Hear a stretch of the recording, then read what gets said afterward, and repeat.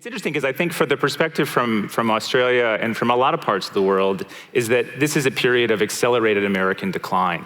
A lot of Australians I talk to, they look at me with great sadness in their eyes, and they want to know what the hell happened to America. I mean, as I've often said, I'm sure you've said too, what you're seeing now is the product of a lot of things that preceded this president and lots of other things too.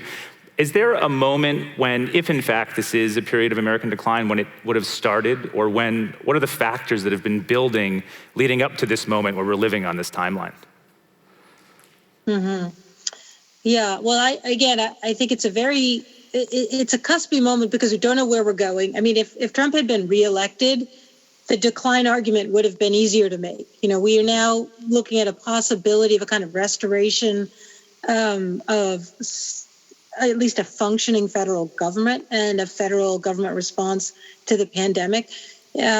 People are just clocking off the days on their calendars to that inauguration of Joseph Biden on January 20th, 2021. But historians would, I think, generally say that the moment that we're in now really began in 1968, really the course of my lifetime. And it's not, looking at it, you would say, well, there's tremendous American growth and economic growth and triumph, the end of the Cold War. I mean, we could think about a lot of markers, the go-go 1990s. Sort of economically, you can think of national economic growth. But 1968, between 1968 and 1972, marks the beginning of political polarization in the U.S., which had been extremely low from about 1945 to 68 or 1970. Extremely low political polarization. We have a two-party system. The parties were almost indistinguishable for most of that period. And the political distance between the extremes of the party was a small distance. Political polarization began rising right around 68, which contributes to decline. I mean, this is not in itself a problem, right? We could talk more about why polarization is a contributing factor to decline, but I would argue that it has been.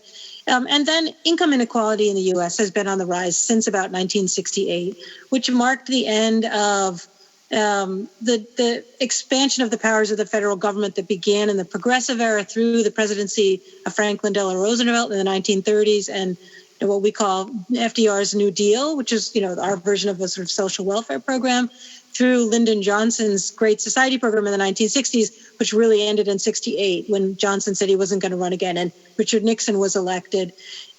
So if you think about that moment, about 50 years ago, income inequality begins to rise, political polarization begins to rise, and those two factors together account for an enormous amount of political dysfunction in the United States.